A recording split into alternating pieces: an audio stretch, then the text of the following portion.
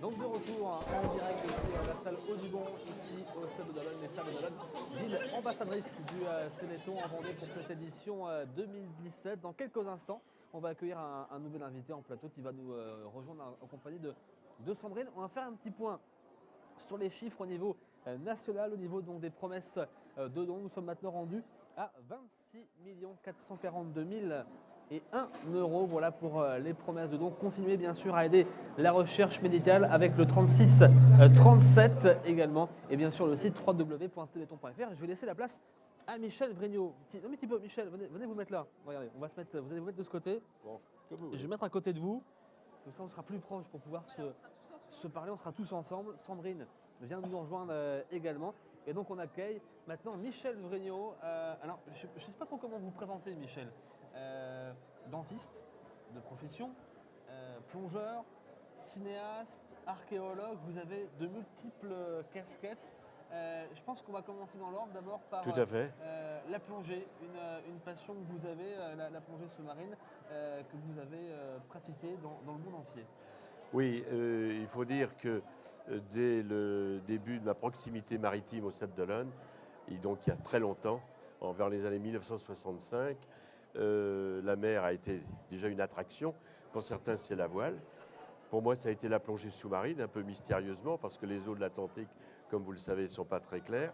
Mais d'emblée, j'étais attiré par les fonds marins. Et c'est au Sable d'Olonne que j'ai fait ma première plongée, où on n'y avait rien à voir, mais j'ai trouvé que c'était une de mes plus belles. Curieusement, parce que flotter dans les 3 dimensions, c'est une découverte qui est à la portée de tout le monde aujourd'hui. Donc depuis les années 65, j'ai exercé cette activité sportive. C'est une activité sportive et un sport proprement dit, même s'il faut être en bonne condition physique. Et pendant ces Qu'est-ce que longues années... vous faites du coup? Vous faites la plongée sans bouteille d'oxygène? Alors si, d'abord, si je parle plongée, pas en apnée, plongée avec scaphandre.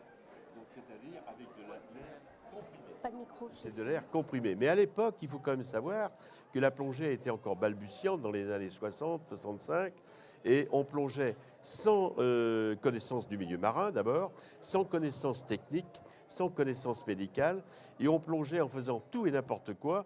Premièrement, on ne savait pas nager, quasiment pas. On avait très peu faire d'apnée. Le matériel était obsolète. On faisait des choses invraisemblables. On n'avait pas de gilet de sauvetage, de sécurité. On n'avait pas d'ordinateur. On plongeait en fonction des bulles qu'on voyait s'élever. Donc c'était vraiment une situation balbutiante. Et donc cette passion de la plongée, Non, tu n'as pas de micro, effectivement. Effectivement, Simon. Alors, je ne sais pas quelle était ta question. Moi, je vais passer du coup à la réalisation des films, parce que vous avez réalisé des films, des documentaires. Oui, alors il m'a été donné dès le départ de dire qu'il faut quand même ramener des images sous-marines. À l'époque, les images sous-marines n'étaient pas abondantes comme aujourd'hui sur toutes les télévisions. Donc, on a amené des caméras. Et à l'époque, qu'est-ce qu'on avait? C'était du cinéma. Il n'y avait pas de vidéo. Alors, on a amené des caméras Super 8 qui n'avaient rien de super, mais qui avaient le mérite d'exister. Il faut savoir qu'à l'époque, pour filmer, on disposait de 3 minutes 15. Alors, on avait trouvé la combine, en mettant 2, ça en faisait 6 minutes 30. Et on inventait les caissons. On faisait des boîtes en plastique. Et c'était ça qui est extraordinaire. J'ai eu 17 caissons, au moins, dans mon existence. Ils ont tous pris l'eau. Enfin, le mieux, c'est que c'est le plongeur qui n'ait pas pris l'eau. Mais on savait que c'est un jour ou l'autre, il y allait y avoir des pénétrations d'eau. Donc, maintenant, aujourd'hui, tout le monde connaît la GoPro, tout le monde, je ne vais pas faire de publicité, c'est accessible à tout le monde. Les films sont plus beaux les uns que les autres. Mais il faut savoir qu'à l'époque, les images sous-marines avaient une attraction, ça n'existait pas. Donc, on pouvait ramener des images sur voyage aux Antilles, etc.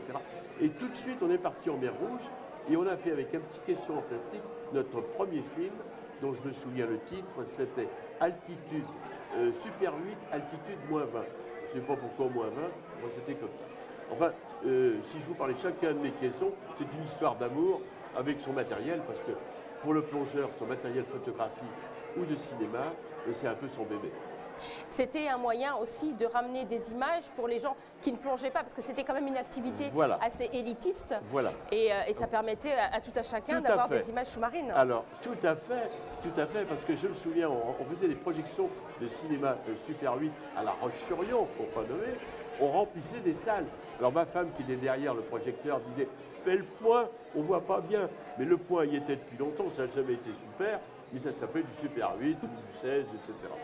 Mais les gens étaient quand même contents parce qu'ils venaient voir des fonds marins, des poissons, des espèces qu'ils n'avaient jamais vues. Voilà. J'imagine que vous commentiez en même temps. Absolument. Alors, d'entrée de jeu, on a fait quand même des commentaires, une petite présentation de générique, etc. Et puis au fil du temps, les films ont pris de la saveur, ont pris de l'importance, et c'est comme ça que nous sommes rentrés, parce que ça ne se fait pas tout seul, avec un collègue dentiste comme moi, que je vais nommer Robert Landreau, nous sommes allés au Festival mondial d'Antibes, qui faisait ses premiers pas. Et c'est là que nous avons rencontré les premiers réalisateurs de films sous-marins, mais du monde entier. Et c'est là qu'on a commencé à prendre un goût, cette passion de l'image sous-marine qui apportait un plus aux conférences, etc. Alors, on a augmenté notre carnet d'adresses et également nos destinations. Et là, on est parti un peu dans le monde entier, il faut bien le dire. Mais attendez, c'est sur des dizaines d'années, hein, on n'a pas fait ça en une année. Et au fur et à mesure, le matériel s'est modernisé, le est devenu un peu matériel plus a étanche. évolué, bien sûr, en étanchéité. Les premiers caissons de Sony étaient magnifiques, ils étaient tellement gros à transporter qu'il fallait presque une brouette. Mais comme il y avait beaucoup d'espace d'air, il y avait de la condensation sur les grandes profondeurs, j'ai plongé avec Christian Pétron. Christian Pétron est réalisateur du Grand Bleu, un des réalisateurs du Grand Bleu que tout le monde connaît. J'ai plongé avec lui sa caméra sous-marine, il fallait 2 pour la porter, c'était un caisson comme ça. Il m'a dit, regarde, quand je vois maintenant qu'ils ont des GoPro grosses comme ça, je me dis, le monde a changé. Complètement, c'est vrai que les évolutions technologiques ont été très très rapides. Voilà, alors, du côté de la technologie, et puis ensuite, il y a le côté des films. Alors la vidéo est arrivée, le festival a évolué également dans la qualité de ses films, parce que le Super 8 a été vite démodé, et la vidéo est arrivée avec le 8, le i8, et maintenant le DVD, le numérique, etc. Et on a réussi maintenant, on arrive à avoir une technologie qui voisine avec le grand professionnalisme. Et ceci dit, les amateurs doivent être contents aujourd'hui de bénéficier de caméras de grande qualité, même si ce n'est pas les qualités des superproductions du Shaya et autres. Mais ceci dit, on arrive maintenant à faire des très beaux reportages. Mais le drame, il y a tellement de reportages, c'est que l'image sous-marine est devenue banale. Alors je dis, il y a beaucoup de films, beaucoup de plongeurs, malheureusement il y a beaucoup moins de poissons. Malheureusement, oui, beaucoup moins de poissons. Alors, et en plus, je crois que vous avez été primé pour un de vos films. oui, sur alors, Antibes. oui, j'ai été reconnu par mes pairs, ce qui m'a flatté beaucoup. Je m'y attendais pas. Hein. Dans un film qui a été tourné en partie au Sable d'Olonne, avec l'intervention, quand même, je dois dire, d'AMP Productions, parce que j'ai fait venir de Mer Rouge avec Jean-Marie Bidot, qui est venu également tourner des images, Jean-Marie Bidot, d'un ami qui venait de Mer Rouge, qui s'appelait Marceau, et qui on a filmé, c'est Jean-Marie qui l'a filmé dans les rochers de la Chaume, et Marceau, qui est un vieux plongeur, raconte sa vie à une petite fille qui commence à plonger, ça pourrait être moi aujourd'hui, et ça s'appelle Marceau, raconte-moi la mer, et ce film qui fait 12 minutes, qui est très sympathique, je crois vous le présenter, a eu la Palme d'Or Antibes dans la catégorie petit format, entre autres. Alors je ne vais pas vous dire tous mes films, il y en a 65 ou 70. Alors, vous parliez de la Chaume et des sables. Vous avez allié à cette passion de la plongée une autre passion, celle de l'archéologie. Et je crois que vous faites pas mal de recherches Voilà.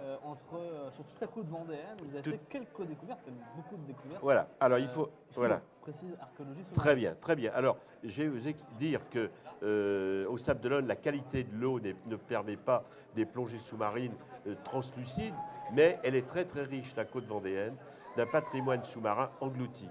Donc notre association qui s'appelle l'AVAS, Association vendéenne de vidéo et d'archéologie sous-marine, gère, disons, tout le patrimoine sous-marin, mais également subaquatique, c'est-à-dire en rivière, ou en lac, ou dans les marais, le patrimoine archéologique englouti, qui va donc de l'an 1000 à peu près à notre époque, aux bateaux dits du 19e siècle.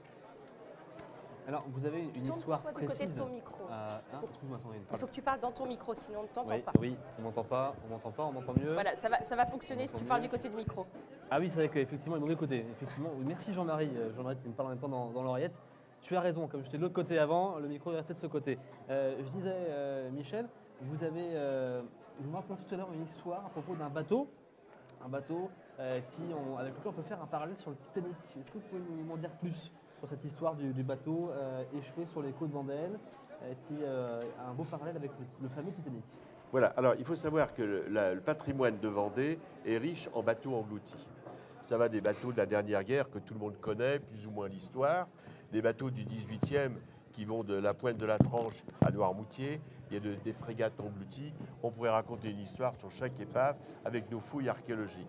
Mais il y a une épave qui intéresse tous les Vendéens en particulier, c'est l'Afrique.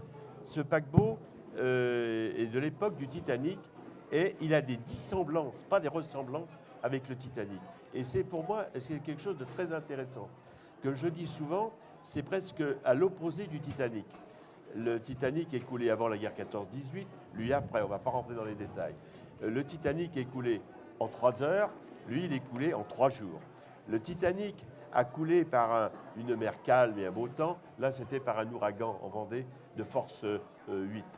Je pourrais vous faire d'autres comparaisons multiples avec le Titanic, mais cette épave a plein d'histoires à nous raconter, et elle a même des énigmes, mais ça mériterait qu'en l'an 2020, si c'est possible, de montrer les images que j'ai eu la chance de tourner, parce que nous avons été parmi les premiers, je ne dis pas le premier, maintenant tout le monde y va facilement, les équipements ont changé, on a découvert cette épave qui a beaucoup changé depuis qu'on a plongé dessus, parce que comme chacun d'entre nous, au plus le temps passe, plus les épaves vieillissent. Elles ne peuvent pas, l'érosion, la corrosion, les vagues, les houles.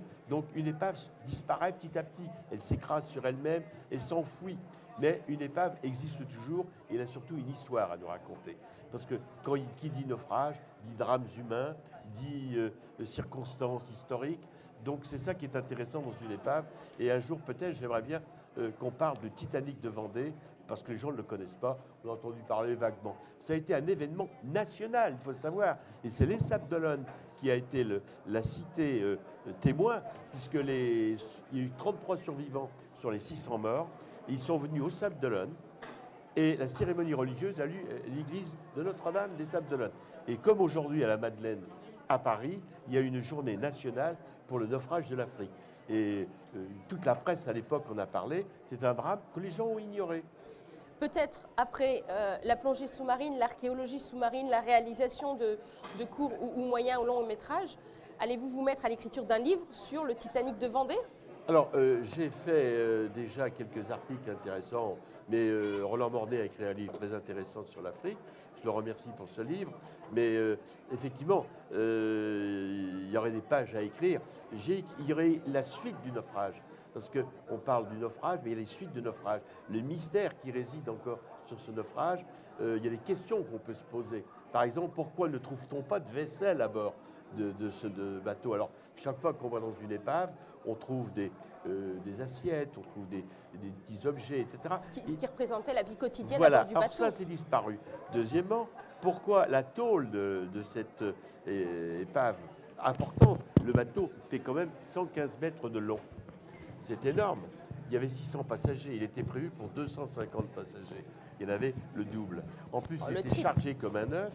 C'était un bateau fatigué. Donc, si je vous raconte l'histoire, je vais encombrer l'écran trop longtemps, mais ce serait passionnant. Donc, il y a une énigme sur la manière dont l'épave a été échouée et ouverte, elle était ventrée. Pour moi, je ne veux pas brûler la réponse, mais je pense qu'elle a été pillée, entre guillemets, par une entreprise que je ne nommerai pas, qui faisait à l'époque du pillage d'épaves au sud de la Bretagne. Oui, il a été visité avant vous, très probablement. Parce que toutes les autres épaves, officiellement, l'ont été. Pourquoi pas celle-ci? Or, curieusement, celle-ci, on n'en parle pas, parce que c'est l'Afrique, sur laquelle il y a eu quand même que 33 survivants sur 600 passagers. Et est-ce qu'on connaît les raisons de ce naufrage? Est-ce qu'on a une explication sur En même temps, je pense qu'une tempête force 8 et un bateau chargé à 600 au lieu de 250, mais alors, ça voilà, doit être... alors j'allais dire, c'est une bonne question, mais bon, c'est une très très bonne. Le bateau, il y avait comme un pressentiment quand ils ont quitté Bordeaux, parce que il y avait des instincts, il y a eu dans les courriers que j'ai parcourus, j'ai fouillé quand même pas mal les archives, je suis allé à Paris et j'ai vu, des témoins, ils étaient inquiets.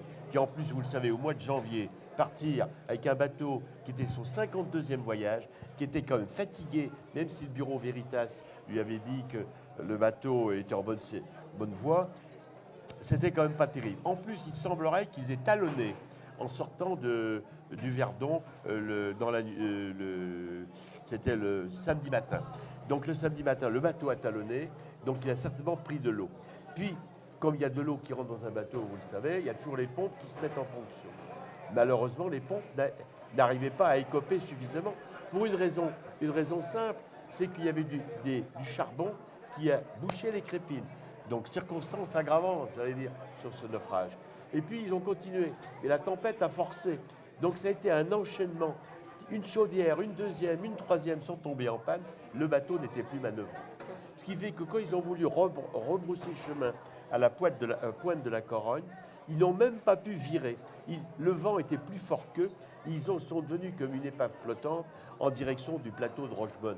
Et quand je parle du plateau de Rochebonne, vous allez comprendre, c'est que c'est en face des Sables d'Olonne. Rochebonne est en face, au sud de l'île-Dieu et en face des Sables d'Olonne. Et Rochebonne, à l'époque, c'était un peu la terre inquiétante. Il n'y avait pas de balise. Ici, il n'y avait qu'une balise, un phare balise, mais il n'y avait pas les cartes aussi précises qu'aujourd'hui. Et dans la nuit, je vous fais court, dans la nuit du dimanche au lundi, le troisième jour, ils ont talonné le bateau phare qui était. Ça a encore augmenté les fuites d'eau, les pénétrations d'eau dans les cales. Ce qui fait que le bateau a pris une gîte dans la nuit, imaginez, une gîte de 45 degrés. Imaginez ce que c'est 45 degrés. Ces enfants, ces vieillards, il y avait tout. Il y avait des militaires, il y avait des tirailleurs sénégalais, il y avait 20 religieux, dont un évêque éminent, Monseigneur Jalabert, grande personnalité. Il y a eu 2 livres écrits sur... Il y a des grandes personnalités à bord de ce grand naufrage, je vais vous dire. Et comment vous expliquez le fait que ce naufrage soit pas passé inaperçu, mais qu'aujourd'hui, on n'en parle pas, ça fait partie de la mémoire collective, comme fait partie celui du Titanic, en fait? Voilà, et parce que, pourquoi on n'en parle pas? Parce que peut-être que notre souci, nos patrimoines maritimes, et peut-être pas dans l'actualité du jour, on s'occupe plutôt des grandes courses à la voile, etc. Mais ce naufrage mériterait, il y a quand même une stèle de quelques noms dans le cimetière des Sables d'Olonne, c'est tout. Il y a une plaque à côté du monument aux morts des marins à la Chaume aux Sables d'Olonne, c'est très discret, ça mériterait... Mais je vais vous dire, reportez vos livres, les éditions du Conseil général de Vendée, aux éditions Sommogy. J'ai fait le résumé de vos questions. Donc on peut en parler, il n'y a pas de souci. Merci en tout cas beaucoup d'être venu, Michel Vrignot, nous raconter toutes ces fabuleuses aventures que vous avez vécues tout au long de votre vie. Vous trouviez le temps quand même de faire un petit peu, de pratiquer la médecine, puisque vous étiez dentiste oui, quand même à la base. Oui, je ne sais pas très bien comment j'ai fait. Parce que quand je viens parce qu'en même temps, il faut faire de la recherche historique, il faut plonger, il faut faire son travail, faire son devoir quotidien. Des fois, je me pose des questions. Mais comme vous tous, vous êtes tous très occupés pareillement. Je pense que chacun, quand on est passionné, le temps, on le vit d'une autre manière et on le remplit différemment.